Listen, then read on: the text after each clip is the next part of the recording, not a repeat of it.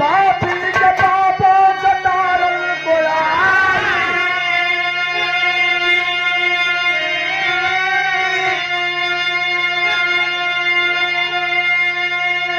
हिमगिरी की बेटी हिमालय से चल के भक्तों को भोगे उदाहरण कोया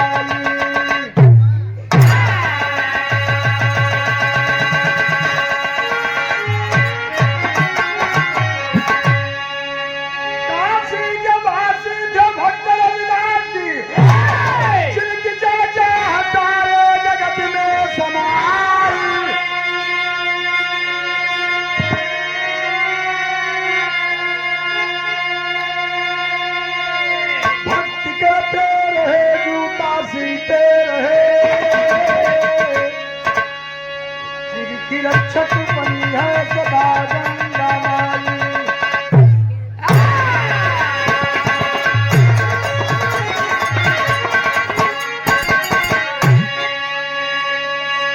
एक लाइन कव्वाल का टुकड़ा बा के पागल नजरे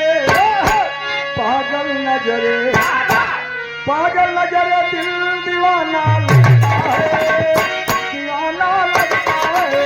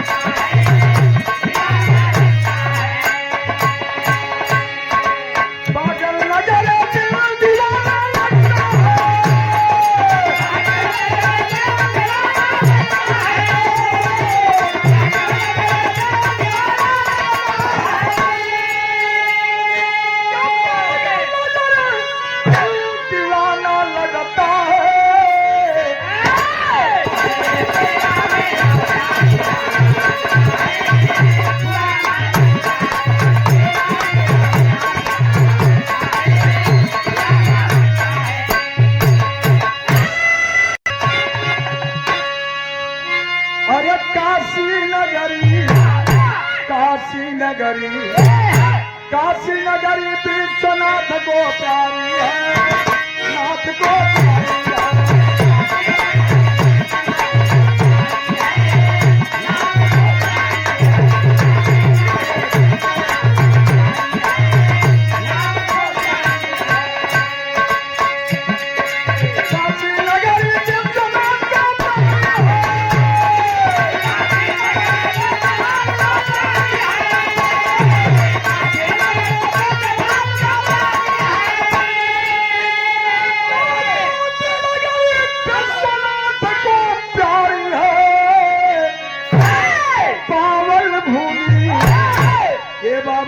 पावन भूमि, अरे पावन भूमि आज स्वर्ग से न्यारी है, स्वर्ग से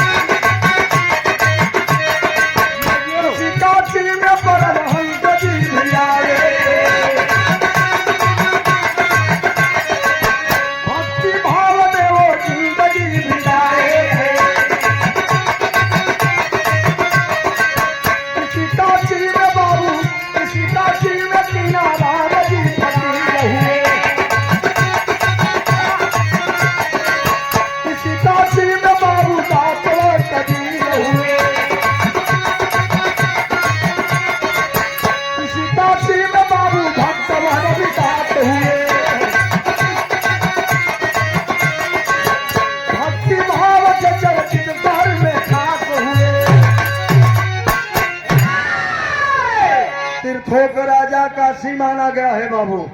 इसी काशी में राजा हरिश्चंद्र सारी दौलत जब उनकी विलुप्त हो गई, उनको कोई खरीदने वाला नहीं मिला। काशी में कल्लू नाम का डोम खरीदा। इसी काशी में परमहंस जी आए, इसी काशी में कीना राम फकीर, इसी काशी में कबीर दास, इसी काशी में एक थे चमार के लड़का रविदास। चमार में भी उतार रहला, महार का लड़का रहला। प्रियंका जी ये तो है बदे बतावत है, माई सरस्वती जी हवा पर वास करें, भारत पाकिस्तान के बॉर्डर तक भी रहा गावा। जितने बड़े संत हुए हैं धरती पर, जितने बड़े विद्वान हुए हैं, वो शायद चमार कुल के रहे हैं, भंगी के औलाद रहे, मल्लाह के औलाद रहे हैं, पासी के औलाद रहे हैं, कोई ब्राह्मण नहीं था। संस्कृत में लिख दिए भंगी के बेटवा उत्तराखंड कम वाल्मीकि जी, रामायण हिंदी में उसको व्याख्या के तुलसीदास। एक बात तो कहलू है कि बाटी खाए हैं तो भगवान कृष्ण का मुंह खुलवाई, माता जी मोहवा का मटिया पोछे बोदे गई तो हमा पूरा ब्रह्मांड जगह का बात होता। 5 रुपया का ऋण साबुन ले ले, कपड़ा धो उसे बाहर न धोआए। ब्रह्मांड कहीं और दिखाए थे। गीता का ज्ञान जब अर्जुन को दे वहां भी कुछ और दिखाए थे, लेकिन जब मट्टी खाए थे मुंह खुलवाए तो पूरा हीरा उनके मुंह में था। इसको जान लीजिए। बाल्यावस्था में जब मट्टी खाए थे, टीवी सीरियल में भी आप लोग देखे होंगे, मुंह खोले तो हीरा गोल गोल दिखाई दिया, मां चकित रह गई। तब रविदास की भक्ति पूरे बनारस में चारों तरफ तबाह मचाए देलस। काशी का पंडित ब्राह्मण कहे, दूर दूर से लोग पूछत कि आवत हो रविदासवा के मरई कौन हो। अरे यार हम का बड़ा मर्यादा डूब जाई, एकर कोनो ढंग से कर बुराई करल जाए। तब वो कैलन का ए बाबू मनवा में सोचा लगल, पंडायो पुजरिया हो,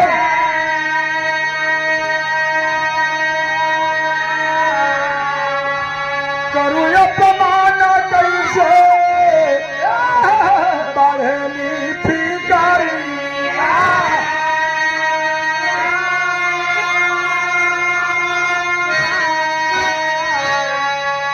ये बाबू चिट्ठिया में लिखी लिखी बंदी बेटा, चिट्ठिया में लिखी लिखी सगरो घुमावे लागे।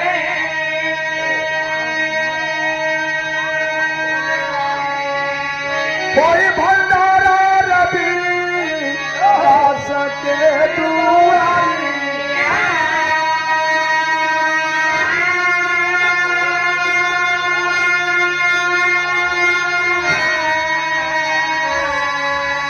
अशोक बाबू जितने ब्राह्मण काशी के थे अपने के तपस्या लगा रहे थे, सब लोग लेटर में लिखे कि रविदासवा के यहाँ भंडारा बा, पूरे काशी में न्योता घुमा देना। भैल का झे गीत लग गई, गीत लग गई, तोरी बोलिया तोरी बोलिया सुन को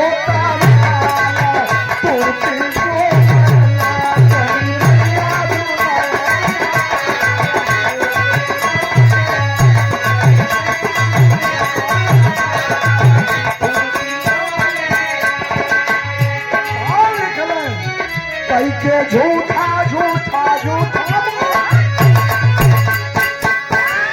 झूठा प्रभु प्रचार काशी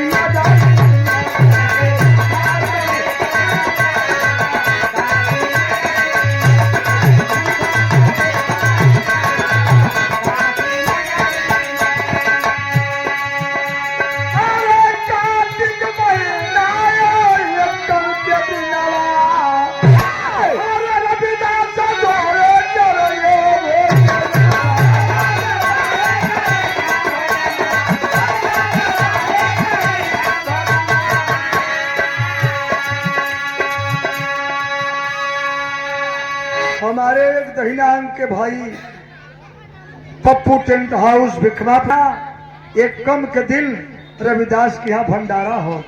जब ये बात का जानकारी रविदास के भई तो रविदास कहला कि हम जूता से वाला आदमी साझ के पाव आटा ले जाके भोजन करे वाला आइए हल्ला कहाँ से काशी में उठल क्या सोचला कुटिया में नहीं बात ये तो दाना सोच करम कैसे कवला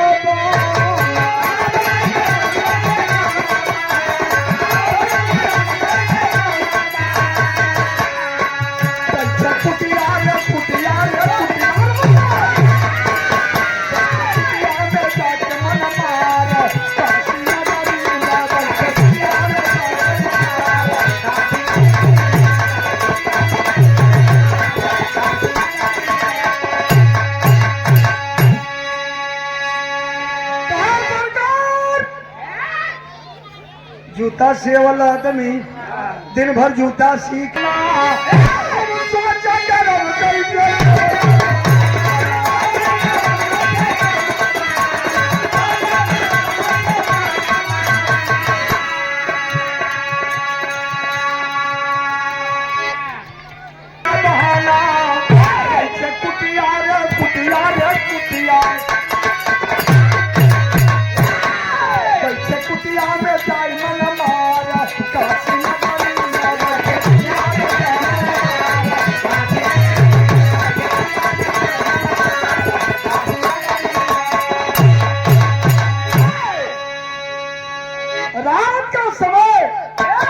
रविदास जाए के अपने टूटही मड़ई में जूता सिए वाली पेटी के बगल में बैठ के लगला भोकार पारी के रोवे 12 बजे रात कल भंडारा हो और हमरे पास खाए के ठिकान ना भाई कुल हल्ला कैलन कहावत हो कि जो किया सोहर किया भय कबीर कबीर। रविदास कला न रही बात न बाजी बांसुरी माई गंगा का पुजारी रहलन जाए के गंगा जी के किनारे हतना पानी में हल के रवि बाबू लगना भोकार पार करो अच्छा गीत लग गल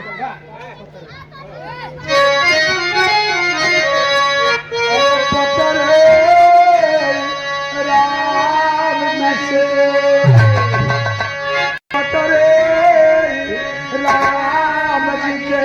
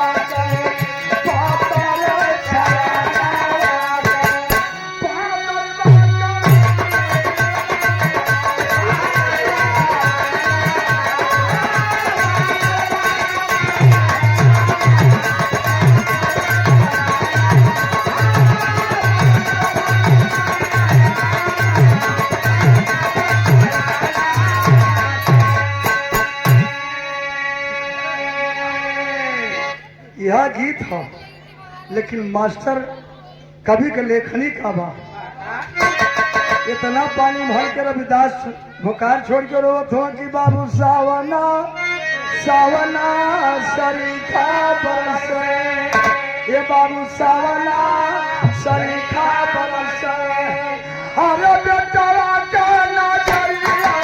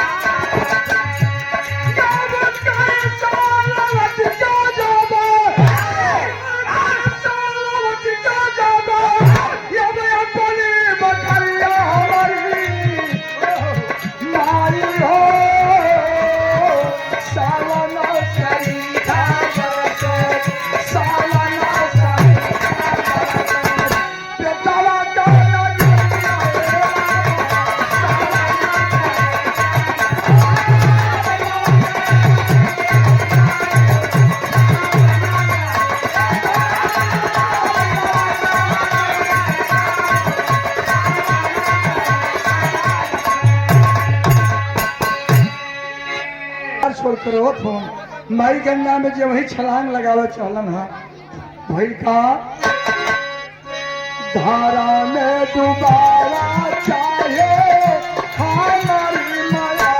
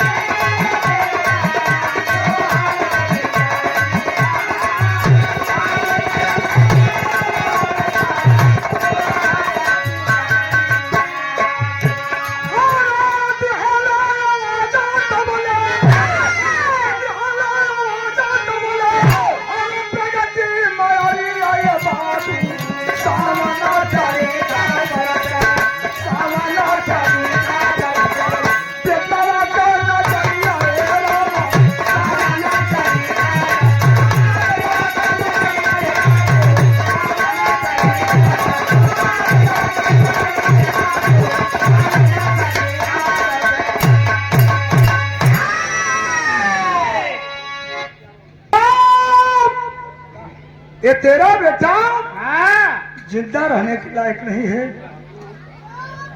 अब अपनी धारा में डुबाला ये भिखारी बेटवा तोहार खाए के ठिकान ना बा भंडारा कैसे होई भैया कला यही के रिपीट के दा धारा में डुबावा चाहे हमारी माया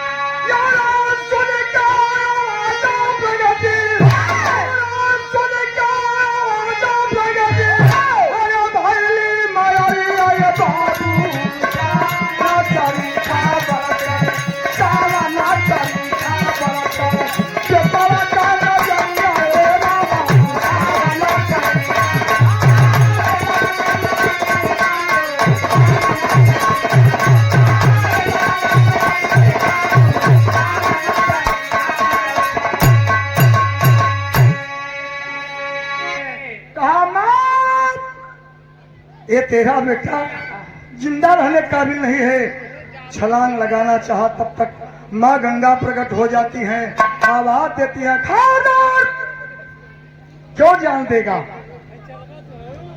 गड़ गड़ गड़ गड़ गड़ गड़ गड़ रविदास कांपने लगा माँ के चरण में गिर गया माँ गंगा कही बेटा इसे भक्ति कहते हैं भगत भगवान के बस में हुआ करते हैं भक्ति कोई खानदान की कोई जात बिरादरी की नहीं होती है न किसी के बाप की बपौती है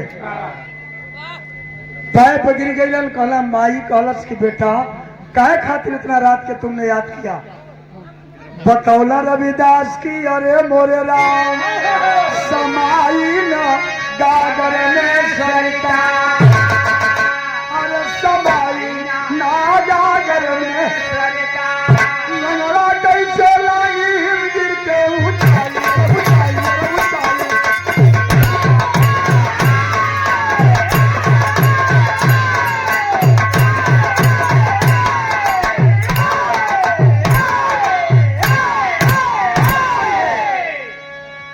लंगड़ा कैसे लांघी हिंदी का ऊंचाई समाई नखा करने सकता माई कली बेटा जान देव का जरूरत ना बा देखा यह भक्ति हो तो माई होई का तो जवन चाहता चल जा घरे सवेरे जब सारी जनता आ जाए तो पूरी जनता को एक साथ में कतार में बैठा देना और बोल देना कि एक क्षण के लिए लोग नेत्र बंद कर लें सबको खाना मिलेगा रविदास के आंख से तरतर तरतर आंसू। माँ माँ, मुझे विश्वास कैसे हो? माई कलश बेटा जा। तब धीरज बाधा के माई बेटवा के कहानी हो, बेटवा के कहानी हो, बतिया का तारा विश्वास।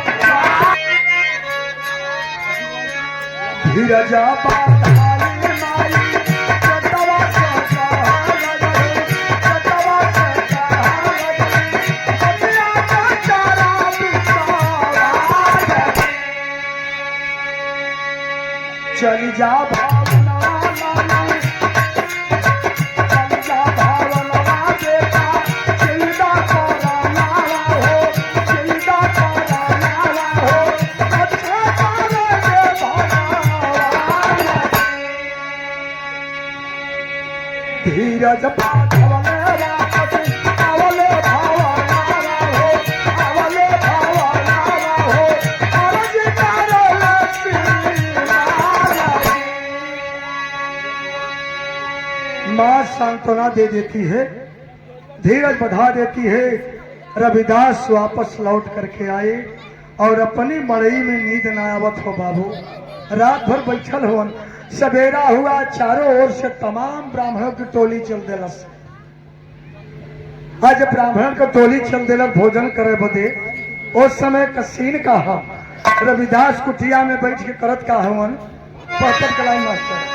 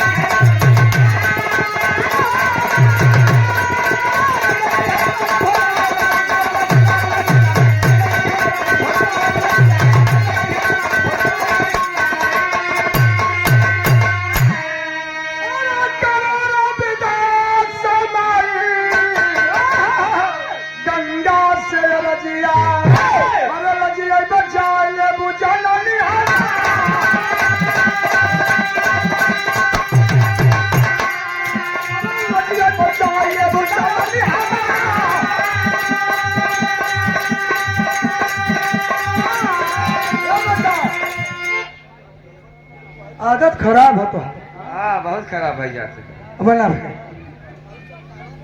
चारों ओर से तमाम जनता को देखे, तमाम जनता को देख करके बौखला गए। रविदास गड़गड़ गड़गड़ बदन कांपने लगल बाबू। माई गंगा का अरदास करे लगल। बात ख्याल पड़ गई कि माई बतौले रहल कि जितना ब्राह्मण आवत सबको कतार में बैठा देना और एक क्षण के लिए नेत्र बंद करा देना। तब रविदास लोगन से कहला कि बाबू एक कतार में बैठ जा। लोग कहला करे करे सारे के धुआं ना देखा बा, कतो हलवाई ना लगल बाप, ये भोजन कैसे कराई। कुछ लोग हमारा शरीफ रहला कहला ये भाई अब आई बाटे तो बैठी जा। बैठ गए तो भाई का ये बाबू कहा कि चारे वाली थाली हमारे सोने का कटोरा।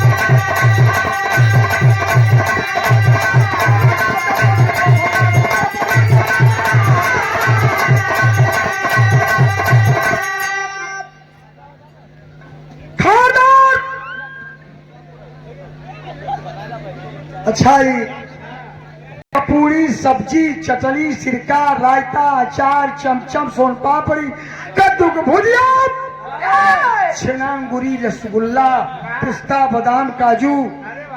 ए भैया ब्राह्मण लोग कुल सोने का पापड़ खाए लगला, लेकिन देखा इसी के लालच कहते हैं कुछ पंडितवा सोचला कि अनियारे में बैठल है थरियवा लेके चल दे काया चांदी का थाली सोने का कटोरी।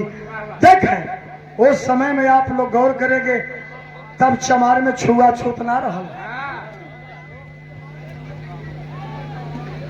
चमार को लड़का बुला ले घरे में पंडित जी के, उनके थरिया दे दे, लोटा दे दे, खटिया दे दे, मछिया दे दे, हथौना रुपया दे दे, बेटा की जयकार हो।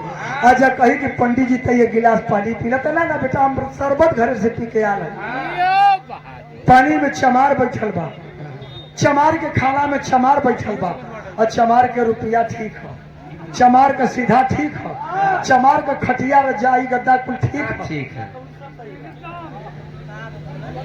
क्या सोच है इंसान की। रविदास चमार के लड़का जूता सी वाला मोची बड़ा प्रेम से भोजन कैला, सोचत हो कह रहे यार हाई कुल बर्तनवा चांदी और सोने का अगर साला कह दे तो रविदासवा तो काम बन जात। और रविदास के खुद हिम्मत हार गई बा कि कुल खाए के चल जे इतना बर्तनवा माजी के वो रखा कहा।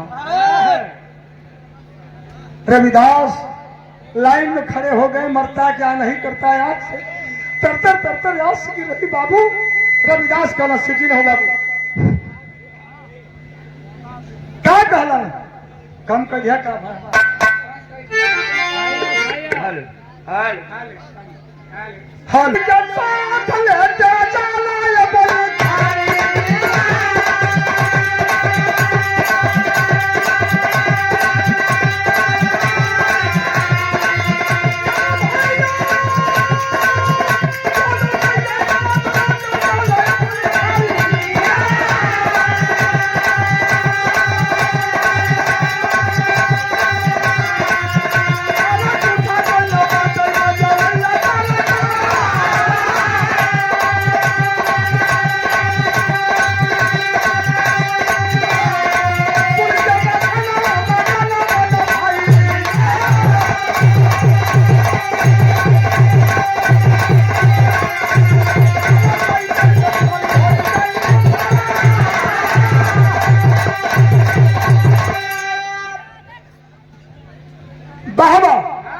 कहा बाबू जूठा माजे वाला के उबाना एक ही ब्राह्मण था उसमें। कहा रे बाप मुंह पर जूता मारना यही होता है। कह रहा है कि जूठा माजने वाला कोई है नहीं, इसका मतलब कि ब्राह्मण का जूठा चमार का भी बेटा नहीं माजेगा। कहा हमरे कोई माजने वाला नहीं है, बर्तन लेकर के चले जाओ। हाथ भी नहीं पखारे पंडित जी लोग, थाली कटोरी लेकर के चल दिए। जिस रास्ते से जा रहे थे बारे रविदासवा क्या भंडारा कर दिया, ऐसा भोजन पूरे जीवन में नहीं मिला। काशी नरेश के दरवाजे से रास्ता रहल बाबू, दरवाजे से लोग कहते कि बारे रविदासवा। काशी नरेश कहे बात क्या है लोग रविदासवा। कहा सरकार ऐसा भंडारा काशी में आज तक हुआ नहीं, जैसा भंडारा रविदासवा कर दिया।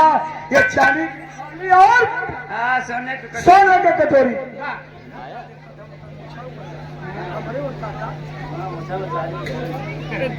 कहा यार ऐसा भंडारा आज तक काशी में कोई किया नहीं। काशी नरेश कहा रे सवा हमको पता नहीं, मैं काशी नरेश हूँ, काशी का राजा हूँ और हमारे शहर में एक जूता सीने वाला मोची। पूरे ब्राह्मण आवाज लगा रहे हैं तो भाई का बांध के रह बेटा ये बाबू लगा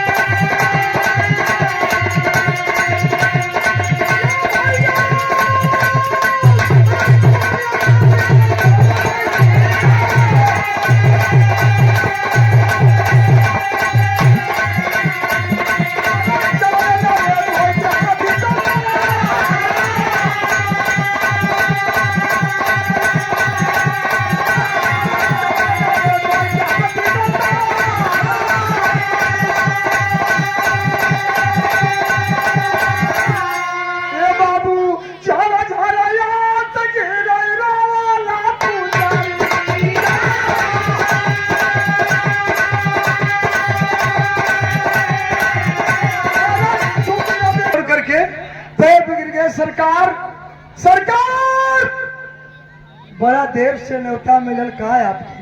बैठी आपो जूता सिए वाला पेटी उठा के लिया, मरता क्या नहीं करता रख दिया।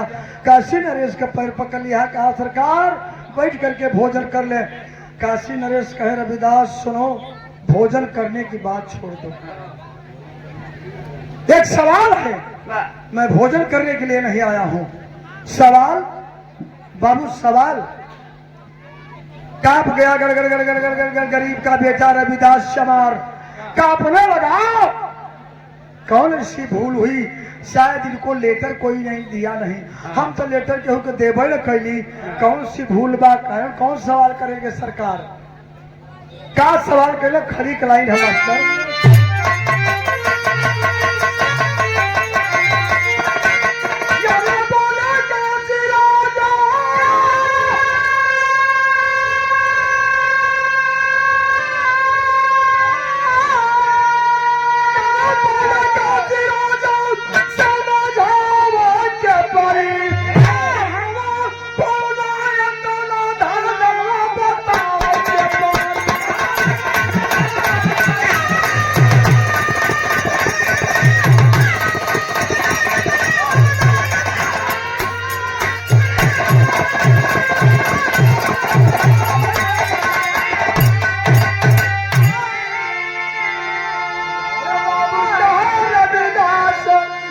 सुना सरकार हो, रक्षा करो माई जलद हमारे।